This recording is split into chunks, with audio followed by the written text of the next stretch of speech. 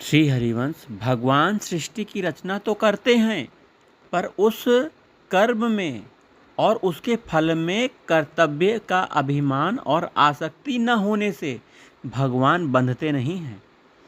कर्म करते हुए जो मनुष्य कर्म फल की आसक्ति, कामना, ममता आदि नहीं रखते, अर्थात कर्म फल से सर्वथा निर्लिप्त अलग रहते हैं और निर्लिप्त रहते हुए कर्म करते हैं, वे मनुष्य संपूर्ण कर्मों को काट देते हैं। जिसके संपूर्ण कर्म संकल्प और कामना से रहित होते हैं, उसके संपूर्ण कर्म जल जाते हैं, वो कर्म उसे बांधते नहीं हैं।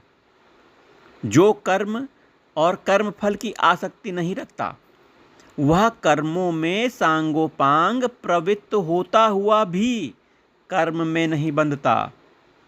वहीं जो केवल शरीर निर्वाह के लिए ही कर्म करता है तथा जो कर्मों की सिद्धि असिद्धि में एक समान रहता है, वह कर्म करके भी नहीं बंधता।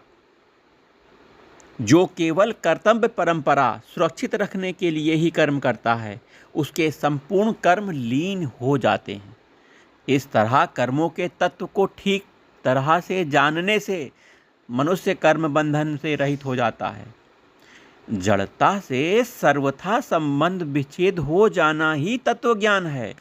तत्वज्ञान क्या है? जड़ता से हमेशा सर्वथा संबंध विच्छेद हो जाना, ये तत्वज्ञान है।